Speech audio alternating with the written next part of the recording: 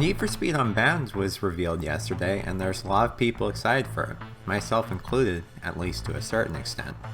However, there are a few things that I've personally noticed in the various marketing material and trailers and such that has made me slightly nervous as to how good this game is actually going to be. I'm not referring to the art style specifically, though I'm personally not a fan of it. Before I begin, I want to state that this video is highly speculative and should be taken with a grain of salt. But anyways, let's get into it. This, in my opinion, is the biggest problem that Unbound faces.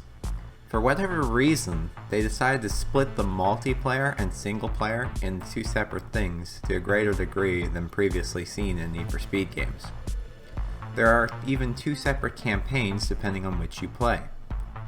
So things such as currency, as shown by the pre-order bonus, cars, and items for single player and multiplayer are separate.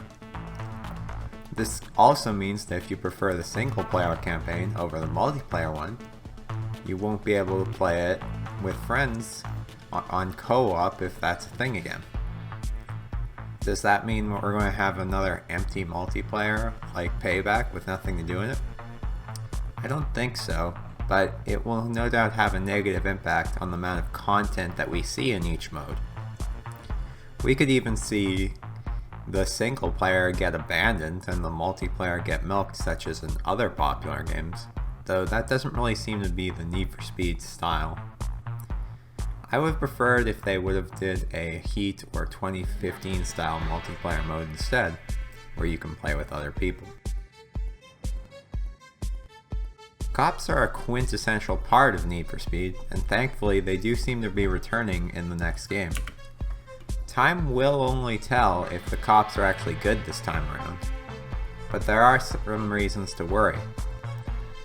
For instance, not once during the entire trailer do we see cops put up any meaningful sort of fight, and they seem to be relatively sparse at best.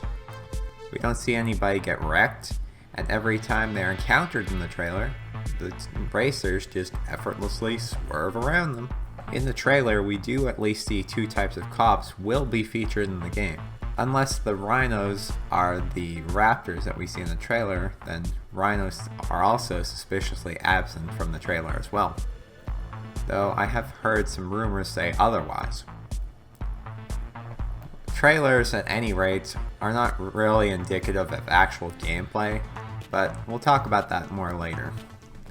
IGN's article, which I actually highly recommend reading because it has a lot of interesting things told there, seems to give the vibe that cops might not even be in multiplayer at all, as it was designed to be as low friction as possible. And they previously mentioned how disruptive cops can be, and when mentioning what you could do in multiplayer, did not mention police chases as one of the activities people can do together.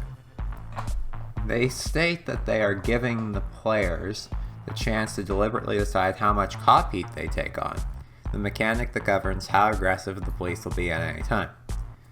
One rumor I saw stated that Payback-style bait crates would allegedly return, where you could enter into a high heat chase instantly with Corvettes and Rhinos. I don't know about you, but that certainly gives me the same kind of vibe. This could also mean that either regular cop chases are severely weak, like in 2015, or whether they instantly die on jumps or drive into the water like an idiot on Heat, but hopefully this is not the case. While we did get a small glimpse of actual gameplay at the 26-second mark, the cars were driving in a straight line, so we didn't really get a good idea as to how the cars actually handle. Sure, we did have some in-engine footage with cars racing around, but it's all pretty much cinematic and not really indicative of how the cars will really feel. This was similar to what we saw in the trailer for Heat, as the cars did donuts, drifts, and so on, but the cars didn't really handle differently from Payback on a meaningful level. Again, if we looked at IGN's article, link in the description, did mention that the game contains a supposedly new physics engine dubbed a super sophisticated physical simulation that's comparable to other big driving sims. That statement was allegedly made by the creative director of Criterion Games, Kieran Crimmins. However, that statement is essentially just marketing fluff, and it's also from IGN and should be taken with a grain of salt as such. However, not only is this just marketing fluff essentially, it's also from IGN and should be taken with a grain of salt as such. Let me know what you guys think of how this game will handle. Do you think it'll be like Heat but slightly tweaked? Hopefully they nerfed the RSR this time. Or do you think we're actually going to get a new physics model instead?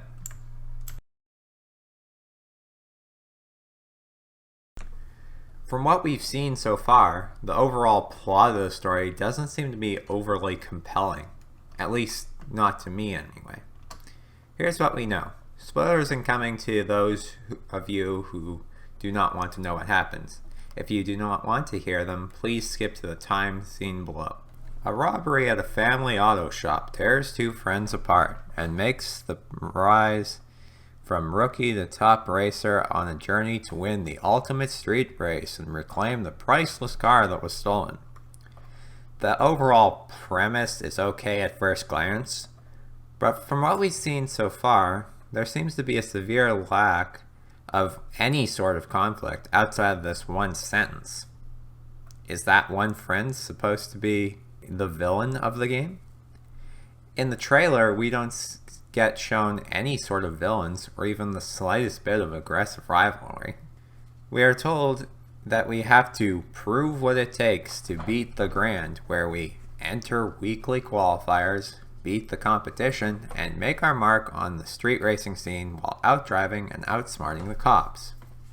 That statement to me doesn't really seem to spark any rivalry between drivers, and also hints to me there's going to be a lot of time trials rather than more interesting types of racing. But that's a discussion for another day. Gone seems to be the time when racing games had exciting villains like in Carbon, Pro Street, or Underground.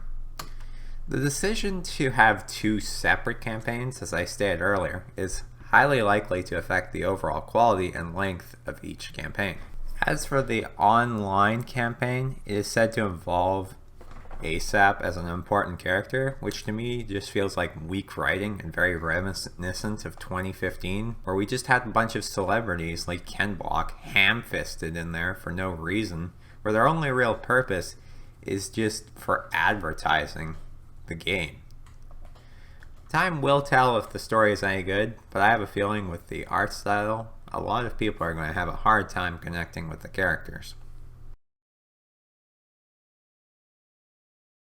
In a racing game, the primary focus of the game is of course racing.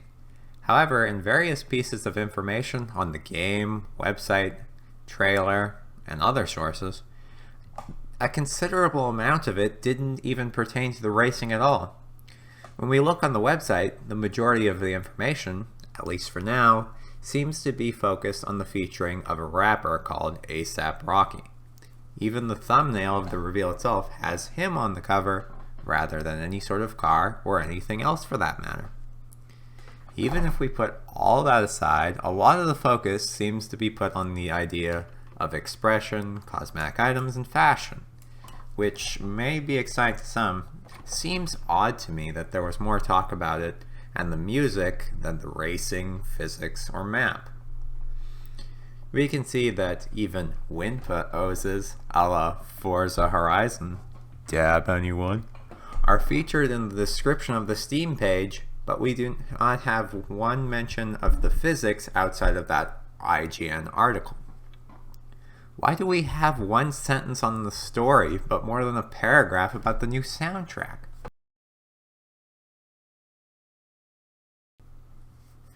That was a look at 5 reasons why I'm worried for Need for Speed Unbound. Do you agree with my thoughts, or do you think I'm kind of dumb? Are you slightly worried, or are you still excited? Let me know what you think in the comments down below. All I can say is that I'm interested to see how the game is going to turn out. I'm certainly going to try it on November 29th on Game Pass, so be sure to stay tuned to get my first thoughts on it. This is certainly a new style video from my usual types of videos, but let me know what you thought of it down below as well. If you'd like me to do more of these types of videos where I give my opinion on stuff, I'll certainly try it out. And hopefully next time it'll be better. I just wanted to get this video out as soon as possible, so it was a little rushed. But yeah, thank you very much for watching. Consider grilling that like button if you enjoyed it. Subscribe if you wish, and this has been PrairieRanger. Over now.